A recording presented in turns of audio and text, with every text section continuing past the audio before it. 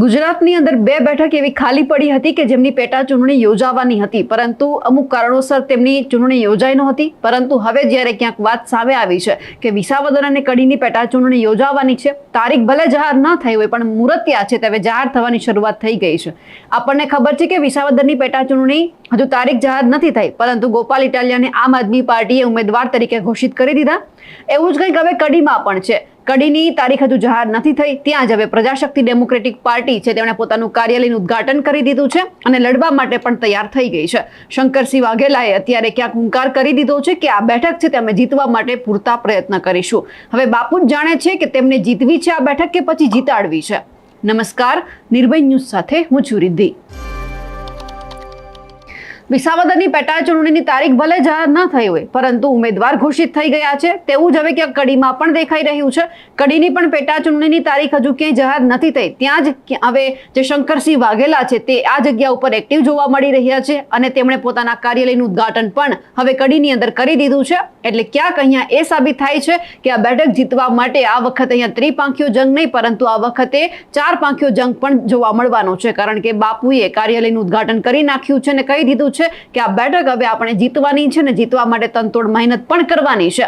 ખાસ કરીને હવે બાપુ સારી રીતે જાણે છે કે આ બેઠક એમને જીતવી છે કે પછી જીતાડવી છે, કારણ કે જો તેઓ મેદાનમાં ઉતરે તો ક્યાંક કોંગ્રેસને ફટકો પડવાનો છે અને આ જે બધા મતોનું જે વિભાજન થાય એમાં ક્યાંક ને ક્યાંક ભાજપને ફાયદો થવાનો છે। આ એટલા માટે કારણ કે જો ગઠબંધનની વાત હોય અને કોંગ્રેસ જો સહસહમતિથી માની જાય કે તેઓ આમ આદમી પાર્ટીને ક્યાંક ને ક્યાંક સપોર્ટ કરવાના છે વિસાવદરની અંદર, તો પછી આમ આદમી પાર્ટી પણ કડીની અંદર પોતાનો ઉમેદવાર ન ઉભો રાખી અને કોંગ્રેસને સપોર્ટ કરે।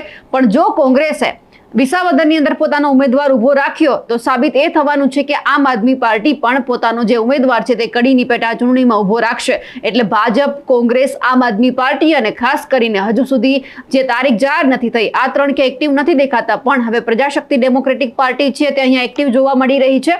પણ હવે બાપુ પણ સારી રીતે જાણે છે કે જો તેઓ આવું કરશે તો ક્યાંક ભાજપને ફાયદો થવાનો છે, કોંગ્રેસને નુકસાન થવાનું છે। એટલે કોંગ્રેસે પણ અહીંયા હવે સહસહમતિ દાખવી સૌથી પહેલા તો વિસાવદરની અંદર ટેકો જાહેર કરવો પડશે। જો તેઓ ત્યાં ટેકો જાહેર કરશે તો જ આમ આદમી પાર્ટી છે તે કડીની અંદર ટેકો જાહેર કરશે કોંગ્રેસને, એટલે કોંગ્રેસ પોતાનો સ્વતંત્ર ઉમેદવાર છે તે ઉભો રાખી શકે। પણ જો વિસાવદરમાં આવું ન થયું તો ક્યાંક ને ક્યાંક આમ આદમી પાર્ટી પણ પોતાનો ઉમેદવાર અહીંયા ઉભો રાખશે। એટલે ક્યાંક ને ક્યાંક છેલ્લે સરવાળે તો કોંગ્રેસને જ નુકસાન છે, કારણ કે કોંગ્રેસનું મહાઅધિવેશન પૂરું થયું, પરંતુ કઈ રીતે બેઠકો જીતવી તેમના માટે પણ રણનીતિ ઘડાઈ છે। પણ જો આ વખતે સૂઝબૂઝથી કોંગ્રેસે વિસાવદરમાં ટેકો જાહેર ન કર્યો તો આવનાર સમયમાં કડીમાં પણ આમ આદમી પાર્ટી છે તે કોંગ્રેસને ટેકો જાહેર નહીં કરે, બાપુ સ્વતંત્ર લડશે, કોંગ્રેસ સ્વતંત્ર લડશે, આમ આદમી પાર્ટી અને ભાજપ પણ એવું છે। પણ ક્યાંક ને ક્યાંક ફાયદો અહીંયા સીધો જ ભાજપને થશે। હવે કઈ રીતે અમે આવું કહી રહ્યા છીએ કે કડીની અંદર પ્રજાશક્તિ ડેમોક્રેટિક પાર્ટી છે તે આ વખતે પોતાના ઉમેદવાર ઉભા રાખવાના છે। આપણે શંકરસિંહ વાઘેલાને જ સાંભળીએ। 30 વર્ષના શાસનનો કંટ્રોલ નથી પબ્લિક ઉપર કે પાર્ટી ઉપર, સરકારી તંત્ર ઉપર સરકારનો કંટ્રોલ નથી, બધા બેફામ બન્યા છે। તમે જાઓ ગાંધીનગર, હું તમને અઠવાડિયું આપું છું, પૈસા આપ્યા વગર તમે કામ કરી બતાવો, એ ભાજપની ટોપી પહેરીને જાઓ તો પણ। એવી પાર્ટી, એવી સરકાર 30 વર્ષથી એક અથ્થું કબજો અને પ્રજાને બિલકુલ ભયભીત કરી નાખી હોય। ખબરદાર, અને અંગ્રેજો કરતાં તમે મોટા નથી, ખબરદાર ખબરદાર છે। એટલે આપણે જ્યારે ખબરદાર કહીશું ત્યારે સમજણ પડશે કે આ ખબરદાર સામે આવ્યું। અને એટલે જ્યારે કડીની ચૂંટણી જાહેર થાય ત્યારે જે તે વખતે બધા કાર્યકર્તા ભેગા મળીને જે પણ કાર્યકર્તાને ક્યાંક બી તમે જવાબદારી માથે લેવા એ ઠેકાણે આ વિધાનસભાની સીટ આપણે લડવાની છે।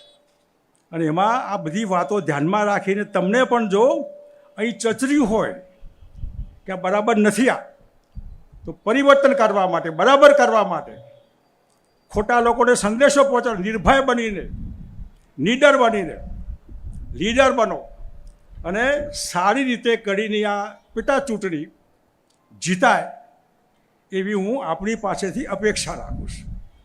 બાપુ વર્ષોથી રાજકારણમાં સક્રિય છે, આપણને ખબર છે, અને હવે જ્યારે તેઓ પોતાની પાર્ટી લઈને આવ્યા છે અને આ વખતે કડીની અંદરથી પોતાના ઉમેદવાર ઉભા રાખવાના છે, કારણ કે હુંકાર તો કર્યો છે કે આપણે આ વિધાનસભા છે તે જીતવાની છે।